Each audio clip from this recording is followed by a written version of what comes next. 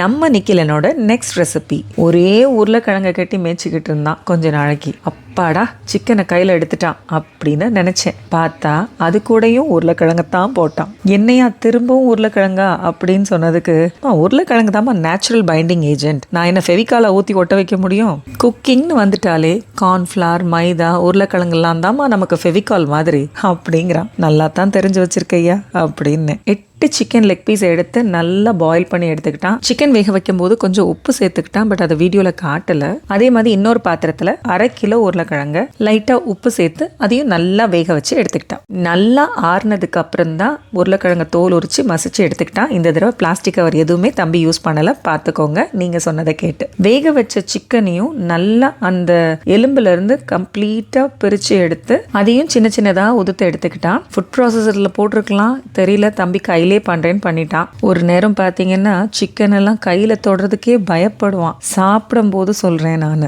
அதெல்லாம் பார்த்துட்டு இப்போ இவ்வளவு தூரம் இவன் சமைக்கிறானான்னு நான் ஆச்சரியமா பாக்குறேன். இது ரெண்டையும் தனித்தனியா உதுத்து வச்சதுக்கு அப்புறமா ஒன்னா சேர்த்து பிணைய ஆரம்பிச்சான். இதை எலும்பை எதையுமே தூர போடலாம், அவன் தனியா எடுத்து வச்சிருந்தான். ஆக்சுவலா இவன் என்ன செய்ய போறாங்கிறது இவனுக்கு தான் தெரியும். ஏன்னா நாங்கெல்லாம் பக்கத்துல இல்ல, வீடியோ எடுக்கிற ஆளை தவிர யாருமே பக்கத்துல இல்ல. செஞ்சு முடிச்சுட்டு கொண்டு வந்து காட்டும் போதுதான் பிரமிப்பா பார்ப்போம் நாங்க. ஸோ இப்போ இது ரெண்டையும் கம்ப்ளீட்டா ஒன்று சேர்த்ததுக்கு அப்புறம் 1/2 டீஸ்பூன் உப்பு, 1 டீஸ்பூன் பெப்பர் அதாவது மிளகுத்தூள், 3 tablespoon oregano, 3 tablespoon chilli flakes, 2 tablespoon onion powder. Onion பவுடர்லாம் ஃப்ரிட்ஜில் வச்சிருந்ததை கண்டுபிடிச்சி எடுத்து போட்டிருக்கான். எல்லாத்தையும் போட்டு ஒன்று சேர்த்தாச்சு. ஆனியன் பவுடர் வேண்டாம்னு நினைக்கிறவங்க பொடியா ஆனியனை சாப் பண்ணி போட்டுக்கலாம், கொரியாண்டர் சாப் பண்ணி போட்டுக்கலாம். இதுல என்ன வேணாலும் உங்களுக்கு பிடிச்ச மாதிரி நீங்க சேர்த்துக்கலாம். சில்லி ஃபிளேக்ஸ்க்கு பதிலாக சில்லி பவுடர், நம்ம ஊர் மசாலா, கரம் மசாலா, நீங்க என்ன வேணா சேர்க்கலாம். தம்பி இது ஒரு வெர்ஷன் அவன் பார்த்து பழகினதை செய்யறான். இதுக்கு நடுவில் கொஞ்சமா மொசரல்லா சீஸை வச்சு இப்படி கம்ப்ளீட்டா பேக் பண்ணி ஒரு உருண்டை அப்படி கெபாப் மாதிரி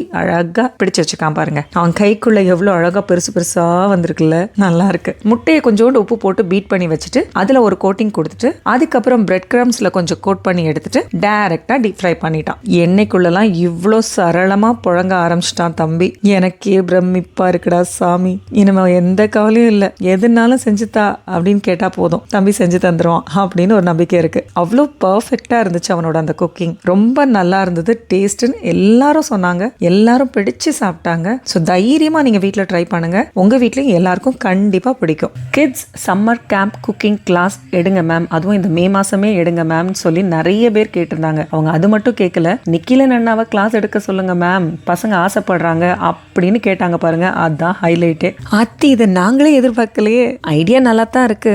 சரி, இதை பத்தி அடுத்த வீடியோல பேசுவோம். தேங்க்ஸ் ஃபார் வாட்சிங்.